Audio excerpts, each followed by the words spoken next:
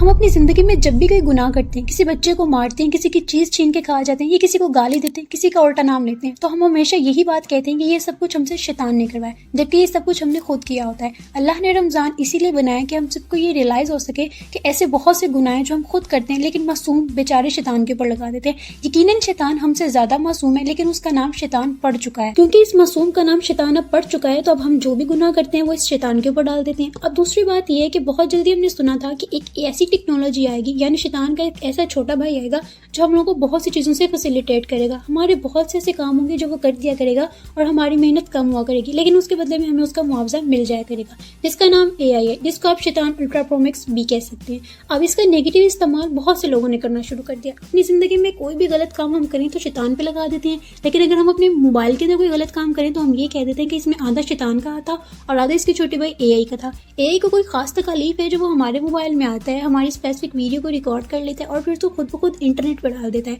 फिर एक पर्सन जिसकी वीडियो बन के रिकॉर्ड हो जाती है, वो बंदा इंटरनेट के ऊपर आता है, अपनी एक स्पेसिफिक वीडियो रिकॉर्ड करता है और कहता है भाई ये AI का मसला है, AI के अंदर कोई कीड़ा है जो रात को मेरे मोबाइल में आया और खुद ब खुद मेरी वीडियो रिकॉर्ड की और इंटरनेट के ऊपर डाल दी और अब वो वायरल होगी और अब इसकी वजह से मेरे व्यूज रुके हुए थे, स्ट्रक हुए थे।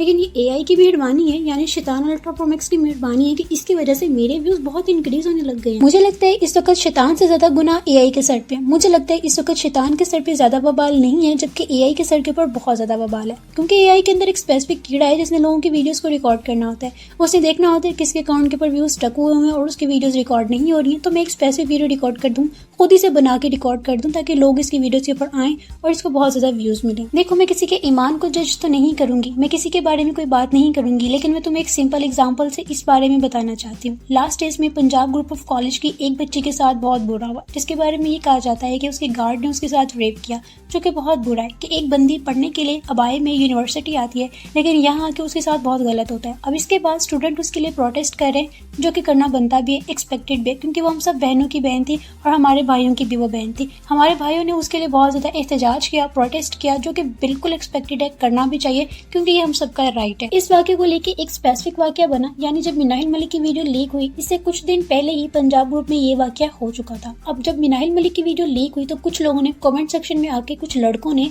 लिंक मांगना शुरू कर दिया कि हमें लिंक दिया जाए।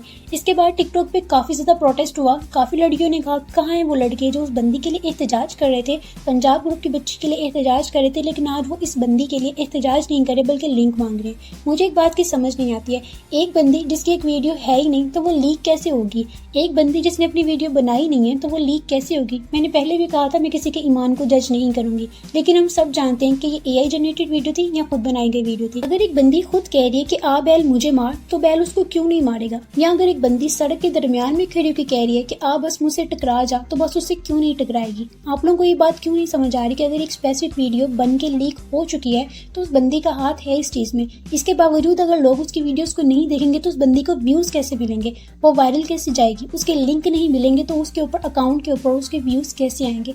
ये चीज हम सबको समझने की बहुत ज्यादा जरूरत है, जो कि हम लोग नहीं समझ रहे। लेकिन कुछ लड़कियां, शायद वो उसी के अकाउंट है या नहीं मैं नहीं जानती, लेकिन कुछ लड़कियां ऐसी हैं जो ये पोस्ट बहुत ज्यादा लगा रही हैं। वो बंदी जो हक पे थी उसके लिए सबने आवाज उठाई, वो बंदी जो हक पे थी, जिसके साथ गलत हुआ, जिसके साथ ज्यादती हुई, उस सब के लिए उसके सब भाइयों ने बहनों ने मिलकर आवाज उठाई, एक स्पेसिफिक प्रोटेस्ट किया, जो करना हमारा हक बनता था। लेकिन अगर एक बंदी खुद ब खुद कह रही है कि मैंने ये सब करना है और ये सब किया है, अब हम उसके लिए आवाज नहीं उठाना चाह रहे, अब हम उसके लिए कोई हक नहीं लेना चाह रहे, क्योंकि इसमें उस बंदी की गलती खुद है। वो खुद कह रही है कि आ बैल मुझे मार, तो इसमें दूसरा बंदा क्या करे? एक छोटी सी चीज है जो हम सबको समझने की बहुत जरूरत है, लेकिन हम सब इस चीज को समझने से कासिर हैं, जबकि एक स्पेसिफिक डिबेट चाह रहे हैं और एक स्पेसिफिक डिबेट शुरू किए हुए, जो कि बिल्कुल टॉपिक से इरेगुलर है, बिल्कुल टॉपिकलेस है। उम्मीद करती हूँ कि इस वीडियो से आपको सारे पॉइंट समझ आ गए होंगे और सारे टॉपिक क्लियर हो गए होंगे, और उम्मीद करूंगी कि आपको हमारी वीडियो अच्छी भी लगी होगी। मिलती हूँ आपसे अगली वीडियो में एक नए कंटेंट के साथ। आज के लिए इतना ही था।